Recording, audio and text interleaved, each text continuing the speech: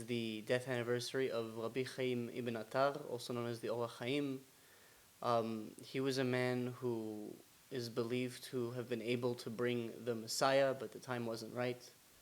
So I just wanted to read something that he wrote on the portion of Pinchas, and we'll get into it. תחת אשר קינא לאלוהיו ויכפר על בני ישראל. So, in the beginning of the portion of Pinchas, God is giving Pinchas a blessing because he had just killed two people who were rebelling against God, and God gave Pinchas a blessing for making peace between God and the Israelites. And there seems to be some problems in this blessing. So the Or HaChaim writes like this: נתן טעם למה שבחר לו היה, לזכות הכהונה לפנחס בתורת מתנה מהשם ולא מכוח אביו. So the first thing the Or HaChaim notices here is that part of the blessing that God gave Pinchas is that he promised priesthood to Pinchas and all of his children.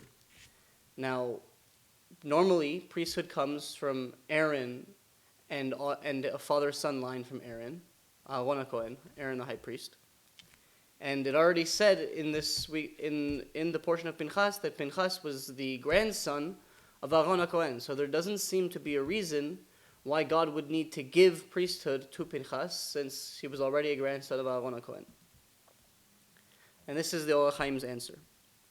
אמר תחת אשר קינא לאלוהיו הוא עשה לאלוהיו וחש על כבודו. Because Pinchas did what he did only in order to save the honor of God, to show the glory of God, גם אלוהיו ירוממהו באין צורך לו לענות בעיקרו מעיקר אביו. So because Pinchas was so concerned with the honor, with the glory of God, God made sure to bless him so that he wouldn't have to rely on the honor of his grandfather. He was saying that Pinchas was great enough to become a priest on his own. וכנגד מה שאמר שתהיה לו שלום וגם תהיה לזרעו. And later on in the blessing it says that he and his children will have peace. אמר ויכפר על בני ישראל, פירוש. It says that he atoned for the Israelites. And what does that mean? שעשה שלום בין ישראל ובין אביהם שבשמיים, והניח לישראל מחמת מלך מלכי מוות. So they're saying, what does it mean he atoned for the Israelites? After these two people rebelled against God, and after Pinchas killed them, God was angry at the Israelites, and Pinchas made peace between God and the Israelites, and that's what it means by atoning for them. לזה יהיה לו ברית השלום מהם. That's why he will have a covenant of peace from there. וכשם שההטבה אשר היטיב בכפרת בני ישראל היא הטבה נמשכת. And since the good that Pinchas brought through bringing this peace is a continuing good, שכל דור ודור הבא בא מכוח הראשונים אשר כיפר עליהם, every successive generation has good that comes to it from things that happened before. ולזה כמו כן תהיה נמשכת הטבת גם כן, והייתה לו ולזרעו אחריו ברית כהונת עולם. And that's why it mentions in the blessing him and his children to show that the good that Pinchas brought is successive through every generation after will have the good that Pinchas brought. And now we're going to go a little bit deeper. ובדרך רמז התבאר על פי דבריהם ז"ל. So it says in the Talmud, שאמרו פנחס הוא אליהו, אשר הוא עתיד לבשר עם בני ישראל בגלות האחרון.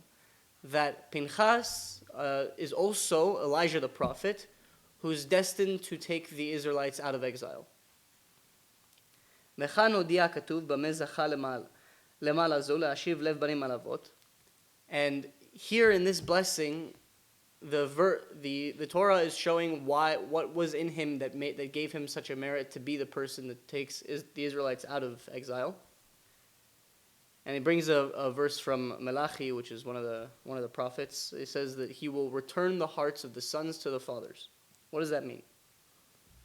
ואמרו ז"ל, אין אליהו בא אלא להרבות שלום בעולם. And it also said in the Talmud that Elijah only comes to increase peace in the world.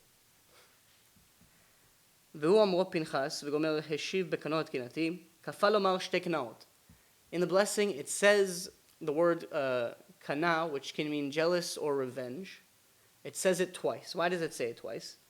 לרמוז לקנאה שקנא בזמן זה, to hint to the revenge, to hint to the fact that he avenged God in this portion in Pinchas, and also ולקנאה שקנא פעם שנייה בימי אחיו, and the one that he did as Elijah the prophet in the days of a king called Achav. This is in the book of Kings and Prophets.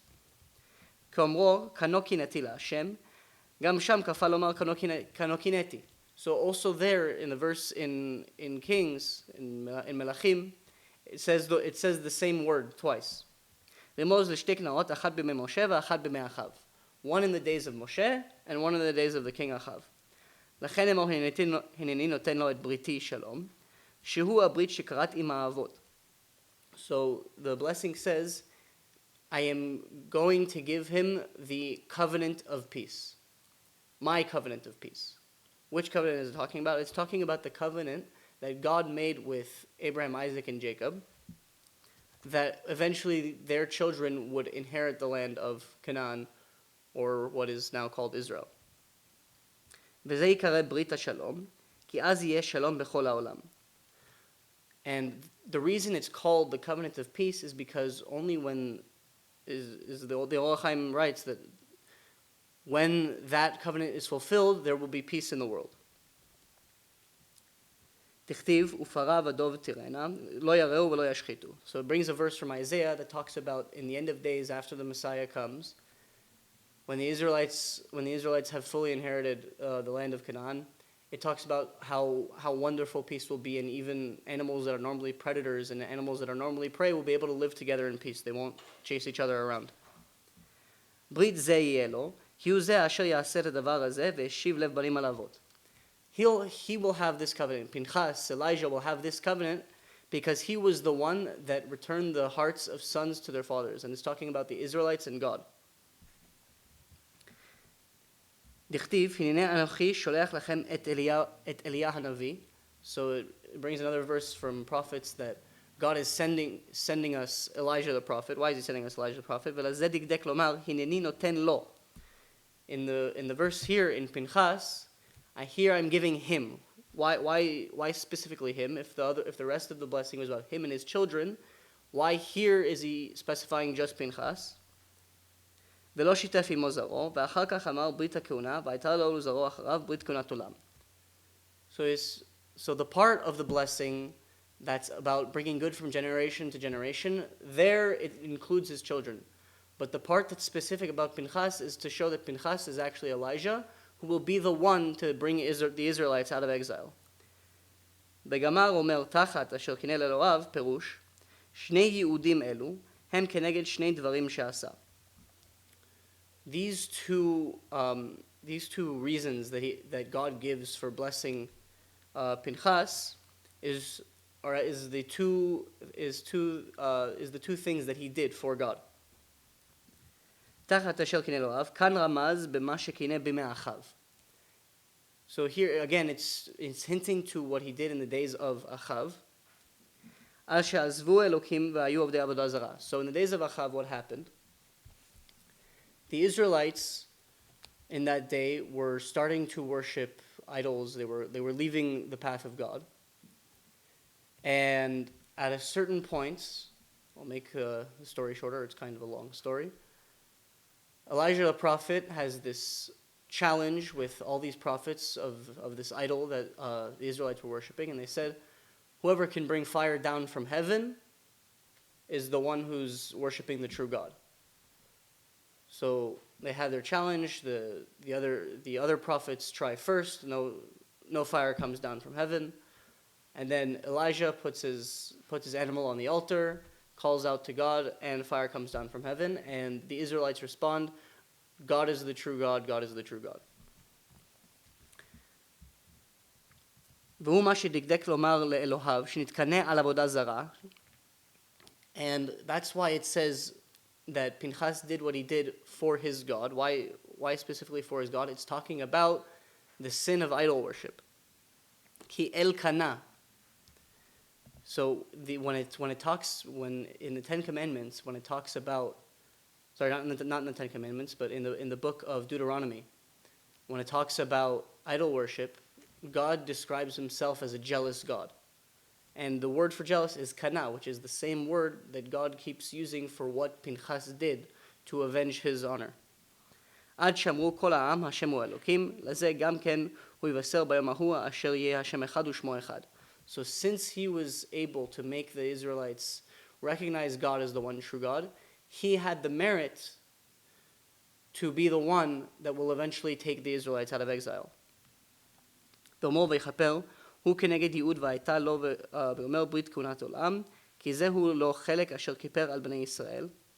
And the other reward that he got was the priesthood. כמו כן יהיה תמיד מכפר עליהם על דרך אומרו וכיפר עליו הכהן. So what does the priesthood have to do with what he did? And why does it have to do with the atonement that he made for the Israelites? One of the biggest jobs of the priests in the temple was to help the Israelites atone for any sins they made. If somebody had done a sin, they would bring a sacrifice to the temple, and the priest would atone for them.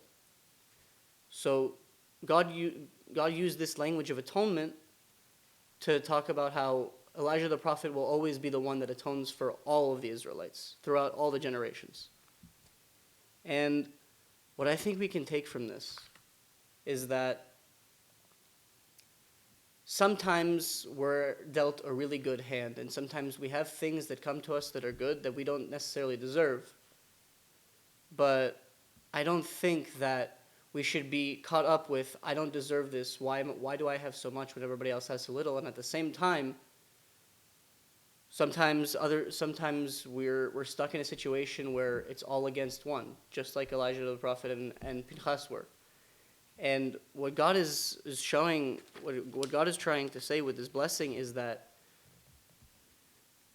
if we're not concerned with who deserves what, or who's right, or what's the majority saying, etc., we just focus on what does God want from me, what is the right thing to do, what's the spiritual thing to do, then not only will we achieve so much more for ourselves, we'll be able to bring peace between God and his people, the whole world. I mean, the world right now is in serious need of some peace, and I think that one thing we can take away from the Orach Chaim and from Pinchas is sometimes the best way to bring peace is to stand up for what's right, even if it means going against the flow.